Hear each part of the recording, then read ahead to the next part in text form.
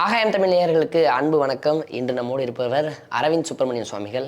ஐயா வணக்கம். வணக்கம். எப்படி இருக்கீங்க? நல்லா இருக்கேன். இந்த காலங்களில் சபரிமலை ஐயப்பனுக்காக விரதம் இருக்கக்கூடிய நாட்கள் நிறைய வாட்ஸ்அப்களில் பாடல்களை வச்சுக்கிட்டு தங்களுடைய பக்தியை காட்டுறாங்க.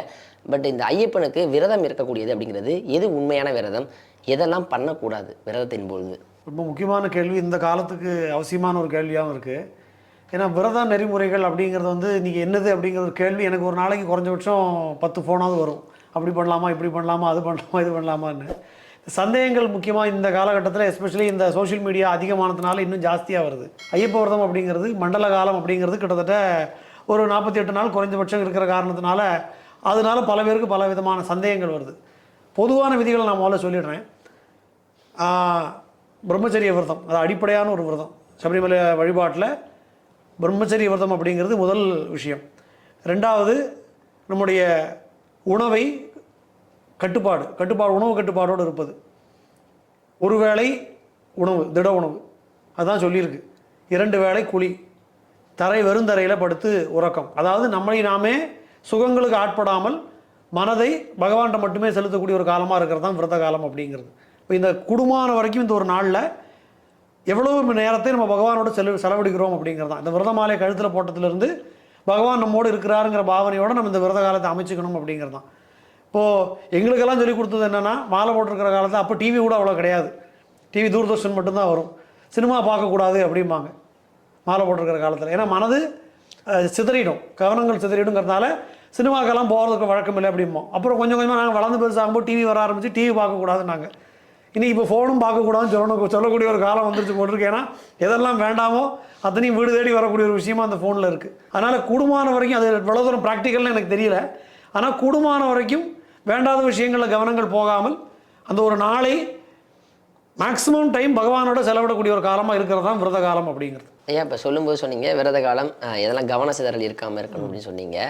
இந்த மண்டல அது எத்தனை நாட்கள் விரதம் இருக்கணும்? ஏன்னா ஒரு சிலர் வந்து 45 நாட்கள் சொல்கிறாங்க, ஒரு சிலர் கடைசி 3 நாட்களில் மாலை போட்டு வராங்க, வெறும் விரதம் மட்டும் இருக்காங்க. அது எத்தனை நாட்கள்? மண்டலம் அப்படிங்கிறது எவ்வளோ நாளுங்கிறதே நிறைய பேருக்கு கன்ஃபியூஷன் இருக்குது. ஏன்னா தேசாச்சாரம்னு சொல்லுவோம்.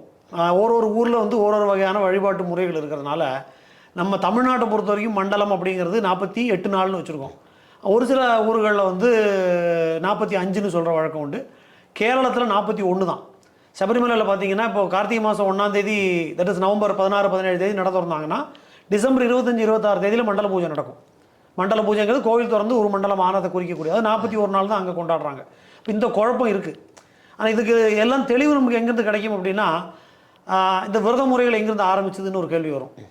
இப்படி தான் சபரிமலைக்கு வரணும் அப்படிங்கிற நெறிமுறைகளை யார் வகுத்து கொடுத்தா? இப்படி தான் வரணும் இந்த கோயிலுக்கு, பாக்கி கோயிலுக்கு அப்படி யாரும் சொல்லலை. கோயிலுக்கு போகணுன்னா போகணும், சாமி கும்பிடணும். சபரிமலைக்கு போகணுன்னா இப்படி தான் வரணுங்கிற நெறிமுறைகள், அதுக்கு ஆதாரம் என்ன இருக்குது? வெறும் செவி வழி செய்தியை நம்ம ஆதாரமாக எடுத்துக்க முடியாது.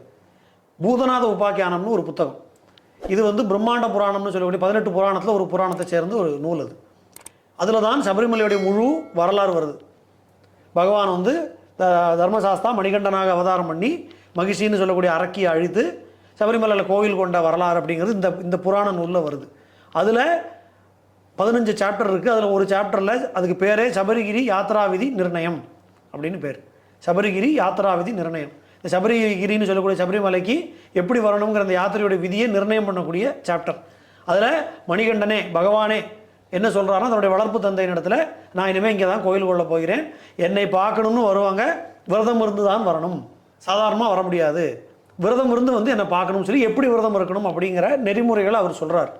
அதில் இவர் முதல்ல என்ன சொல்கிறாருன்னா, முதல்ல ஒரு தகுந்த குருநாதனை பார்த்து அவன் மூலமாக விரதத்தை தொடங்க வேண்டும்.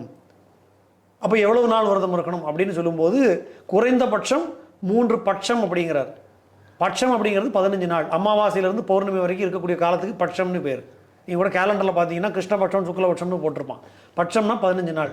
3 பட்சம்னா 15 × 3 45 மினிமம்.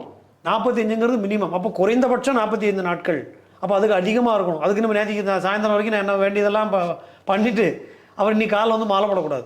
மாலை பவித்திரமான மாலை கழுத்தில் விழுது அப்படிங்கும்போது அதுக்கு முன்னாடியே கொஞ்ச நாள் நம்ம தயாராகி உடலை சுத்தம் பண்ணி அதுக்கப்புறம் தான் வரணும். ஏன்னா பொதுவில் என்ன சொல்லியிருக்காங்கன்னா, நான்வெஜ் சாப்பிட்டாலோ இல்லை மது வருந்தினாலோ 3 நாளைக்கு கோயில் போகக்கூடாதுங்கிறான். இதுதான் அந்த உடல்லேருந்து அது வெளியே போகணும்.